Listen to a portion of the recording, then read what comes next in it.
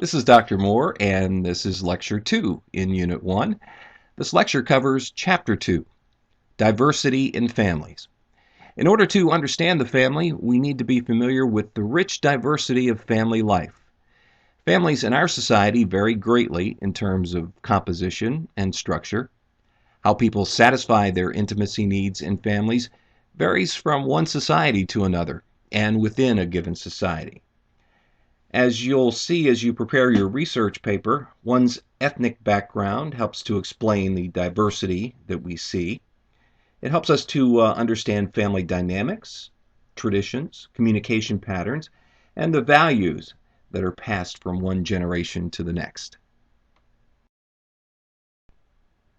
The text points out that academic definitions of the family are broadening to include the growing number of non-traditional families. When we try to define family, we need to consider these questions. What's required to have a family? Must people be legally related in order to constitute a family? And do families have to include children? Our personal definitions probably won't match legal or sociological definitions. I consider my dog as a part of the family, and sometimes she actually eats better than I do. There are a variety of definitions out there. The text provides this sociological one: a group united by marriage, cohabitation, blood, and/or adoption in order to satisfy intimacy needs and/or to bear children and socialize children. Most families fulfill at least three of the following functions: sexual relations, reproduction, socialization of children, and economic cooperation. I want to stress that the emotional support function of the family has been overlooked, and it has been taken over by some institutions outside of the family, such as daycare centers, after-school programs at some schools, and nursing homes. I think this function is a very necessary one for the stability of families. Even though we're talking about diversity, if we look across cultures, we find that people want the same things: a marriage that lasts and is satisfying, children who grow up with both parents, and a family with strong and meaningful bonds. Now, financial pressures have made it difficult for families to eat supper together, and they really limit a parent's ability to be available for their children due to long work hours. Also, technology is affecting how we communicate with each other. Text messages have become really a primary way of talking with each other. The extent to which people are able to live out the values that we mentioned is affected by our social context. Single-parent families have rapidly increased in recent decades, and I refer you to Figure 2.1 on page 30 of the text. From 1970 to 2003, single-mother families increased from 3 million to 10 million, and single-father families increased from 500,000 to 2 million. Now, although these single-parent families may function adequately, parents tend to suffer from overload problems. Single-parent families are likely to suffer from three kinds of overload: responsibility, task, and emotional. Responsibility overload simply refers to not having enough money or resources to meet the family's needs. Task overload arises from the fact that one parent has to do the work of two. Emotional overload occurs when the single parent neglects his or her own needs. Now, alone or in combination, these three kinds of overload can result in feeling lonely, hopeless, or in various types of emotional problems. And most single-parent families are headed by a mother. Let's take a closer look at single-parent families, racial and ethnic minority families, and same-sex families. Single parenting has increased considerably over the past few decades. Now, single parenting may be a choice, or it may happen by default, such as through death, divorce, or abandonment. And single parenting is not necessarily a permanent thing. Now, there are challenges for the children and problems that occur between the parents and the children. Statistics show us that the child of a single parent is more likely to have difficulties, including antisocial behavior. But not all children have problems. While it's more likely, the majority of children in single parent families have fairly high levels of physical and mental health. The sociological data do show us that children in single parent homes have more difficulties with depression, school, and illicit drug use. Children in single parent families are more likely to be victims of abuse and more likely to have poor mental health. Problems may also occur between single parents and their children. Boys seem to present even greater problems than girls. The absence of a father adds more responsibility or pressure on a mother to address discipline. Most single parent families, as I previously mentioned, are headed by a mother, and single mothers have received more attention than single father families. An advantage of single fathers is the likelihood of a higher income. Divorced fathers have had more difficulty, though, gaining custody of their children than divorced mothers, and this seems to be due to outdated laws. Children can also interfere with dating. They can be rather resistant to bringing someone new into the family picture. And single parents who perceive their children to be less positive about their dating tend to agree that children react with both anger and resentment toward their dates. Now let's move on and take a brief look at some of the characteristics of racial and ethnic minority families. Please read your text for a deeper, richer perspective. The African American family has had a long journey to gain acceptance. Conflict theory helps us to understand their long struggle and its consequences for family life. African Americans constituted the largest of America's minorities until Hispanics became the largest and fastest growing minority. Black children are more likely than those of other groups to be living in a single parent family. One of the major social justice issues in America is the divide between groups in terms of income. Although some progress has been made as a group, African Americans continue to have the lowest median income of all groups. More young black adults postpone marriage than young adults of any other race, and the fate of the black family is tied up with its position in the American economy.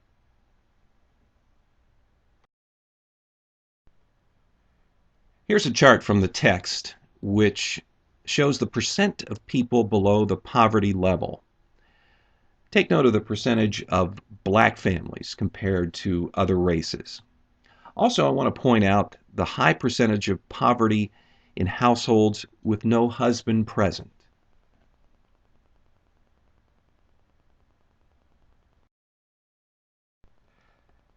African Americans are more likely than whites to grow up in a family that is impoverished, that's disrupted by divorce, or that is headed by a mother who is never married. Despite all of this, there are positive aspects of life in the black family. Black families have strengths and, in fact, advantages over white families in some areas, including viewing their families of origin as more cohesive, organized, expressive, and lower in conflict. Among black two-parent families, there's likely to be a greater amount of equality than among whites. There is strength and resilience in African American families.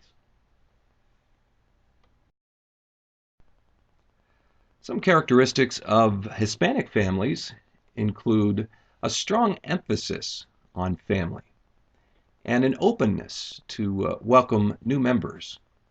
Despite the widespread stereotype, research has really failed to show a pattern of male dominance in the Hispanic family, and the mother is highly respected.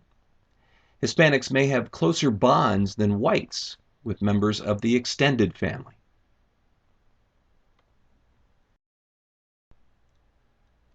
Some of the cultural values prevalent in Hispanic families are familismo, which is an emphasis on family values and family well-being more than on individual desires. Family goals are more important than individual ones. Respeto, respect for and responsibility toward elders. Personalismo, a value on individual character and personal qualities. And simpatia, which is valuing harmony in relationships. And that is achieved through politeness, agreeableness, and just simple respect for each other.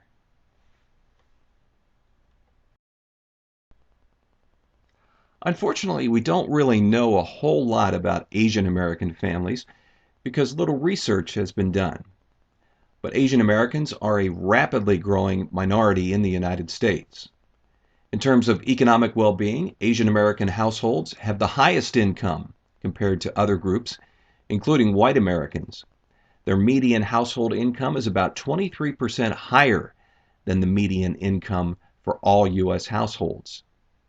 Asian American families tend to be large, with 23% of married couple families having 5 or more members.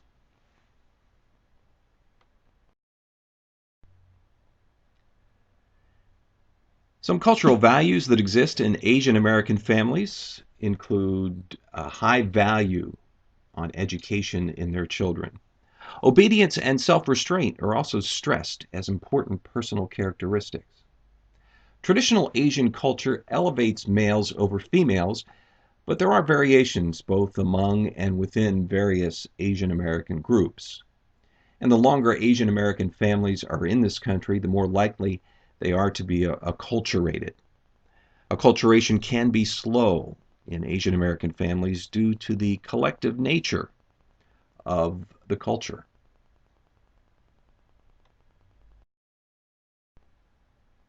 Native Americans were not included in the poverty chart that we looked at a couple of slides ago, but Native American families are lower than other groups on measures of well-being such as education and income. Native American children have lower rates of well-being than any other group. Adolescents have high rates of alcohol and other drug use, depression, and suicide attempts. Native American history in the United States is a history filled with prejudice and discrimination. Native Americans have not been treated well by this country. There is a strong tribal tradition in Native American family life. About 300 tribes exist, and when I was living in Oklahoma, I discovered that there were about 83 tribes in that state alone.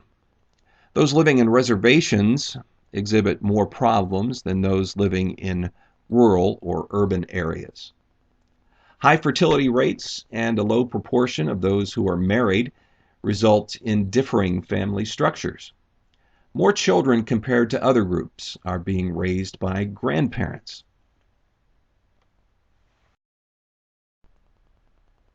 The culture of the Native American family emphasizes custom and tradition, the extended family, and communalism rather than individualism. Some families are patrilineal, while others are matrilineal. Partners are selected on the basis of romantic love, and interestingly, divorce is less guilt-ridden compared to whites. Although the vast majority of Americans marry within their own racial group, the number of interracial marriages is growing dramatically. Interracial marriages are more challenging and more fragile than marriages that are racially homogamous. And even in the most accepting multicultural settings, the marital relationship itself faces challenges.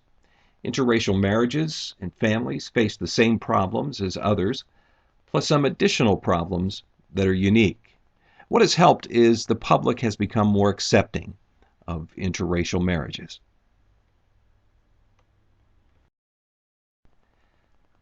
And finally, let's take a look at families with same-sex parents.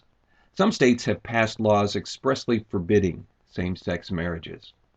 Things are changing, but as you can see in the TED Talk in this unit, This is really an issue of equality, despite our personal beliefs and myths. A national study of gay and lesbian parents found more similarities than differences between them and heterosexual parents. Long-term homosexual relationships are indistinguishable from their heterosexual counterparts in most respects. In spite of the social stigma, many gays and lesbians not only form families, but they remain in long-term, satisfying relationships. As you study the information in this unit, keep a couple of things in mind. In some ways, people everywhere are alike. We all need intimacy, and we form families to fulfill some of our intimacy needs.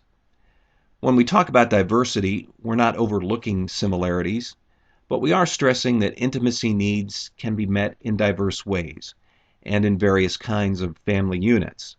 And this variation may lead us to think some ways are not right or natural, but we need to remember that we are basing our judgments from our own cultural perspective. For example, arranged marriages are the most common form of marriage in the world, but people in Western cultures tend to view this type of marriage rather negatively. Remember to keep up with the discussions. Post early, post often.